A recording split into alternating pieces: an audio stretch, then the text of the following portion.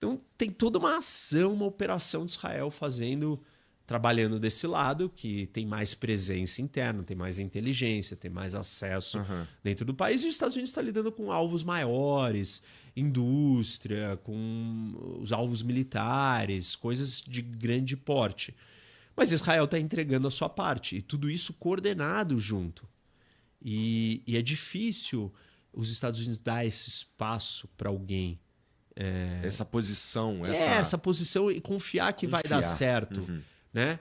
E assim, isso tem a ver com outras discussões, óbvio, a gente sai numa tangente aqui, depois a gente volta, mas tem a ver com uma discussão. Primeiro assim, né? Quem são os aliados americanos que vão entregar na hora do vamos ver? A própria OTAN, o Trump estava puto com a OTAN. Isso, e continua, e isso é uma história antiga. Por razões políticas, por razões militares, por razões econômicas, tem uma série de razões para a irritação dele com a OTAN. Muitas legítimas, outras assim. Já falei isso aqui para você em outras ocasiões. A OTAN também está nesse lugar porque os europeus estão nesse lugar, e os europeus estão nesse lugar porque os Estados Unidos quis que eles estivessem nesse lugar. É do interesse dos americanos que todo mundo tivesse fraco e só eles tivessem as armas. Deixa comigo a história do GPS, que eu também já falei, acho que em uma outra oportunidade aqui. Os Estados Unidos viravam para os europeus e falavam: não faz Galileu, não faz seu GPS. Por que você vai gastar dinheiro com isso? Deixa que eu faço. Usa o meu tá aí de graça. Óbvio que aí ele tem um poder. Ele tem o botão de desligar o GPS, os outros não. Mas assim, eventualmente a Europa acabou construindo o seu. Mas então os europeus chegaram nesse lugar em parte porque os Estados Unidos induziu eles a isso. Ok, os Estados Unidos pode mudar de ideia. E está irritado. Mas aí, então, os Estados Unidos têm poucas alternativas. O Japão também não é essa alternativa. Essa discussão que acontece com a Europa também acontece com o Japão, num outro tom, menos atrito.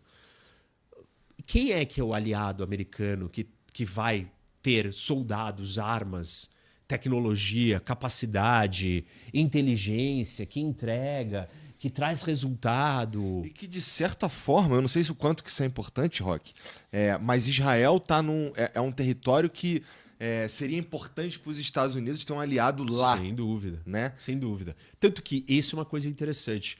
O Trump, ele muda a localização do comando que Israel responde na estrutura militar americana. Ele tira do comando europeu e coloca para o Oriente Médio, que é o CENTCOM, que é o Central Command.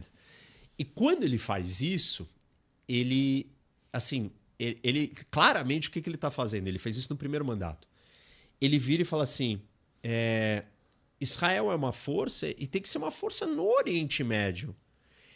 E ao fazer isso, ele abre as portas para todas as movimentações militares que são organizadas no Oriente Médio para Israel participar. Então, todas as coisas que são coordenadas com os outros aliados americanos do Oriente Médio, que são os países árabes e do Golfo, Israel passa a fazer parte. Então, começa a existir um intercâmbio militar de Israel com as outras forças árabes que facilita, por exemplo, né, ou reforça os acordos de Abraão. E reforça também essa proximidade de Israel já estar integrado na região. Porque Israel sempre operou na região por conta própria. E os Estados Unidos trazia Israel ou protegia Israel de fora. Mas não necessariamente como um membro da região. E quando ele faz isso, ele coloca Israel nesse lugar. E parte das operações que a gente assistiu em 24 e 25, né, do confronto de Israel com o Irã, Israel se defendeu porque toda essa estrutura já estava montada.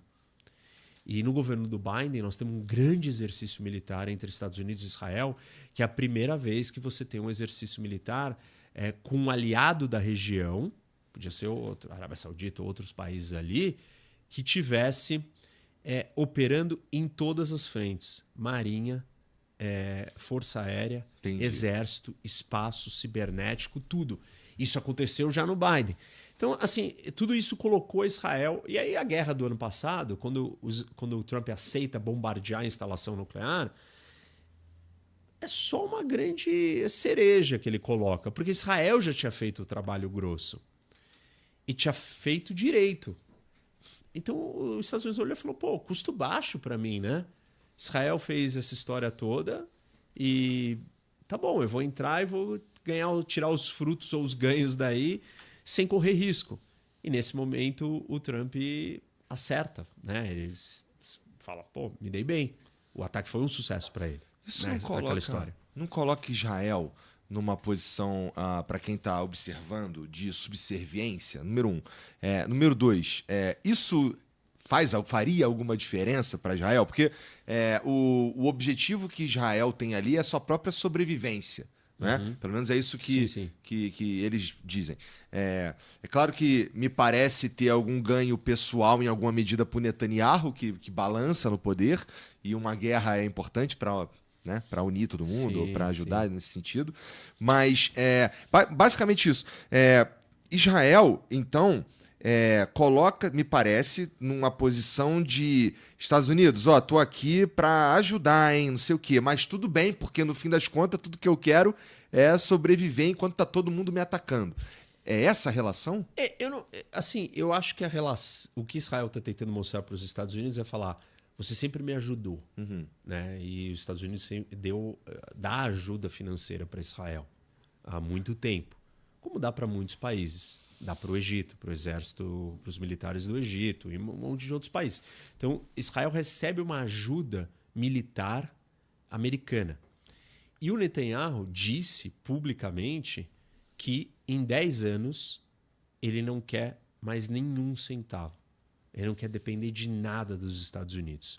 Isso está dentro da lógica do que o Trump está vendendo. Que os aliados são caros, que só os Estados Unidos pagam a conta. Então, Israel se antecipou e está num movimento seguinte.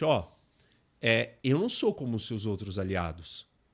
Eu luto, eu coloco os meus soldados em risco, os meus aviões, eu desenvolvo tecnologia com a sua tecnologia junto, que é o Iron Dome, que Israel que desenvolveu, testou e o negócio para de pé no nível que para, porque é testado constantemente dentro de Israel. Então Israel está falando assim, eu também tenho indústria de defesa, eu vou depender menos de você, eu vou para a guerra. Eu não sou como os outros. Vale a pena estar comigo, você vai precisar de mim. E essa última guerra, ela é um exemplo mais claro dessa história. Então, ao mesmo tempo que existe uma tensão, né, nos Estados Unidos com as rupturas da polarização, seja dos democratas se aproximando do mundo islâmico, que a gente assistiu com manifestação pró-Hamas em um monte de lugar, a esquerda americana, né, o mundo woke se conectando com o islamismo, isso claramente vira um problema para Israel, ou com uma direita, uma franja da direita mega radical, que também está vindo com esse discurso. Tucker Carlson da vida, Nick Fuentes, essa galera aí. Os caras mais hardcore do MAGA mesmo.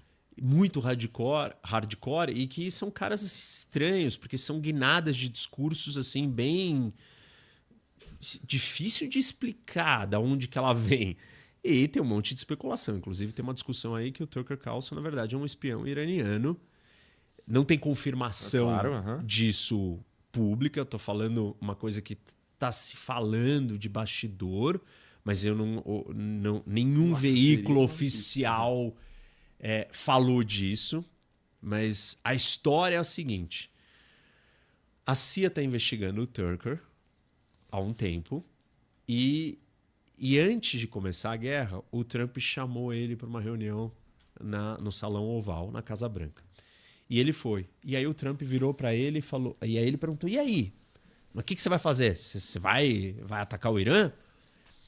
E ele já sabia dessa informação, falou, não, isso daqui é só posturing, né? Eu só tô posturando, só tô fingindo que eu vou fazer alguma coisa para extrair alguma concessão.